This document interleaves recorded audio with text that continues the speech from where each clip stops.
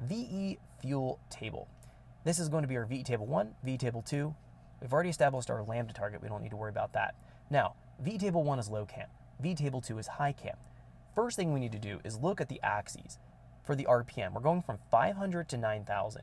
Now, I plan on revving this engine to 8,500, and I'd like to have a breakpoint past that. So if I go into a little bit higher in RPM, it'll have some way to track what the fueling demand should be. So we have that for both high and low cam for VE table 1, VE table 2. That's good. The next thing here is going to be our actual scaling for the load. This is looking at our map pressure. We're speed density, volumetric efficiency based, looking at our map pressure sensor. Now on this supercharger, I anticipate running 20, maybe 24 pounds of boost. I want to scale a little bit past that just in case it goes up and it builds more boost. We want to be able to reference and track that in terms of what we want for the fuel tracking, for the fuel calculation. So I'm going to start off here at 28 pounds of boost. I'm going to go down here to 24, 20, 16. I'm going to go to just 4 PSI increments. 12, 8, 4, 0. Now, we could break this down even finer if we wanted to.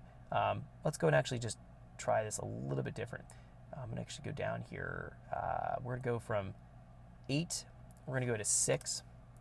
Let's go to 4, 2, and then 0. Now, the reason why I'm stretching this out and not following the same breakpoint jumps or movement, I'd like to split about half of my table for boost and the other half of the table here for vacuum.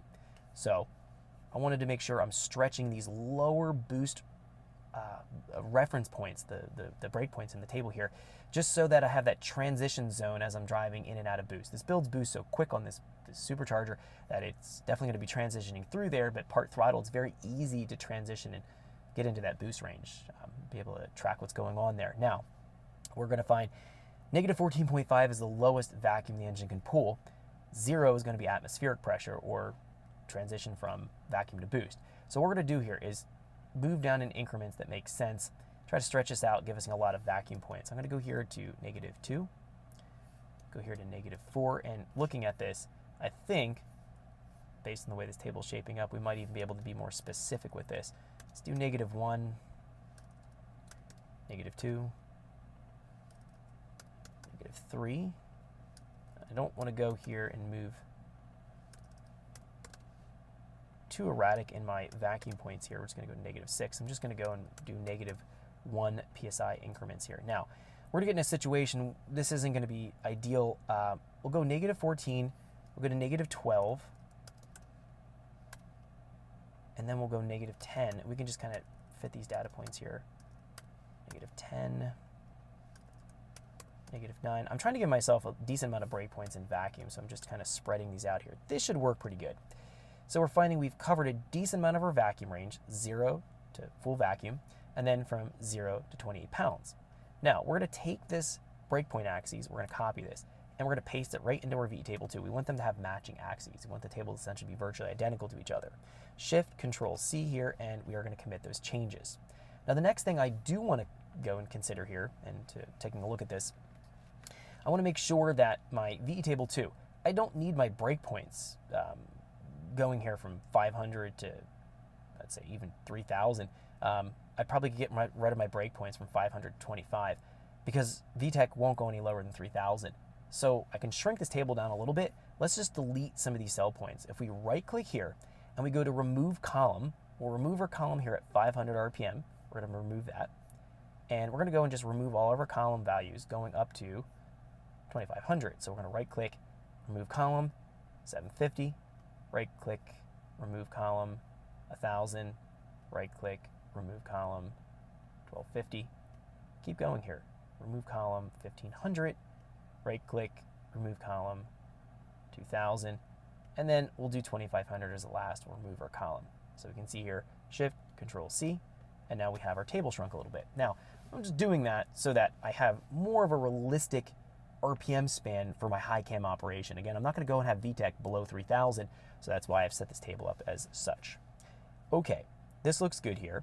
What I'm going to do now is go into my VE table 1 here and just put some generic values in so we can get things started. So when we fire off the engine, things will work pretty well. Now, VTEC table 2 we're not concerned of because VTEC's is stable. We're going to be tuning out and working with our low cam operation. That's where we spend the majority of our time. That's what we're going to go and calibrate first. We can take what we have learned from our VTEC table 1 and bring it into VTEC table 2 when we get to that point in the tutorial. But I need to build out my VTEC table 1. Now, in idle conditions here, in vacuum, right around this range, I'm going to say -14 to about -4 here, PSI. I'm going to set all my values to 55. And above this, 28 PSI down here from 500 to 1,000. I'll say these values here are 70. Just guessing at my values, just trying to populate some values here. Now, the nice thing about volumetric efficiency tuning is that VE tuning is pretty standard across any engine. So this is going to be estimating the amount of airflow. This is going to be estimating specifically the percentage of cylinder filling. Now, we've told the Infinity number of cylinders, engine displacement, and then we'll know what the air temperature is going to be. That's a density calculation. And then this is going to be the percentage of cylinder filling based on the number of cylinders and the displacement. So this is going to be then converting all of itself into one equation to figure out air mass. And then we specify target airfield down here that converts it into knowing air mass divided by fuel mass, converts it into, or air mass divided by target air fuel converts into a fuel mass. It looks at the injector flow and injector latency and converts fuel mass into... Thanks for checking out our teaser clip. If you want to see the rest of this video and more than 500 hours of current EFI training we have to offer, make sure you click right here. If you want to go and check out more teaser clips from this training course, click here. And you don't want to miss any of the videos we're going to be releasing on this channel, so make sure you subscribe and click here. Thanks for watching, and I'll see you guys later.